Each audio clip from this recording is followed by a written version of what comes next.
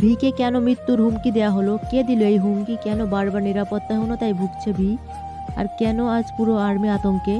সবসময় কেন ভিয়ের সাথে এমন হয়? একজন মানুষ কতটা অমানবিক হলে ভিয়ের মতন একজন মানুষকে ঘৃণা করে, তার প্রাণনাশের হুমকি দিতে পারে? তোমরা ভাবতে পারো এটা? দীর্ঘ সময় পর বিটিএস আবার একসাথে গ্রুপিংয়ে ফিরেছে।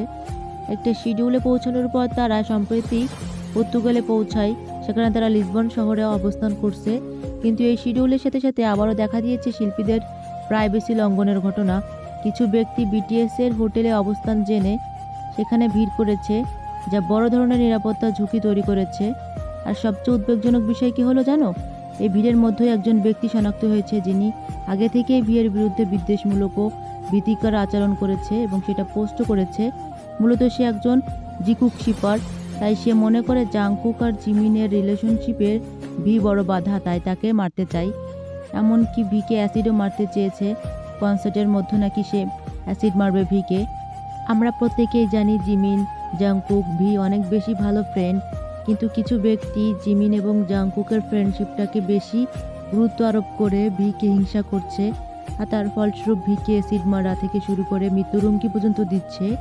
এমনকি হোটেলের লবিতে যে ওয়েট করা, বাড়িতে গিয়ে ভাঙচুর করা বা বাড়িতে ঢুকতে চাওয়া, আমরা আগেও দেখেছি জাংকুককে কতটা হয়রানির শিকার হতে হয়েছে এই জন্য।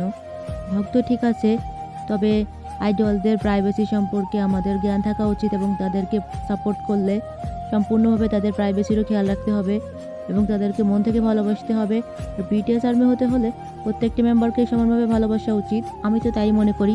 তোমাদের মতামত জানাতে কিন্তু ভুলো না। আন্তর্জাতিক ফ্যান কমিউনিটির তথ্য অনুযায়ী এই ব্যক্তি নাকি ভিকে শারীরিকভাবে ক্ষতি করার পরিকল্পনা করছিল বলে অভিযোগ উঠেছে। এই খবর প্রকাশের পর বিশ্বজুড়ে আর্মিরা দ্রুত হাইব এবং ব্রিগেড মিউজিকের কাছে আবেদন জানাচ্ছে। ভক্তদের একটাই দাবি, ভিয়ের নিরাপত্তাকে সর্বোচ্চ অগ্রাধিকার দিতে হবে এবং এই পরিস্থিতির জন্য অবিলম্বে নিয়ন্ত্রণ আনা হয়। এ বিষয়ে তোমার মতামত জানাতে ভুলো না, আর ভিকে সাপোর্ট করতে তো একদমই ভুলো না। আর হ্যাঁ, তুমিও যদি ভিকে সাপোর্ট করতে চাও, তার নিরাপত্তার বিষয়ে ব্রিগেডকে রিপোর্ট করতে চাও, তাহলে কিভাবে কি করবে তার টিউটোরিয়াল জানতে কমেন্ট বক্সে বলতে পারো। তাহলে তোমাদের জন্য একটা টিউটোরিয়াল ভিডিও দেওয়ার চেষ্টা করব। Thanks for watching armies. এমন গুরুত্বপূর্ণ সব আপডেট পেতে চ্যানেলটি সাবস্ক্রাইব করতে ভুলো না।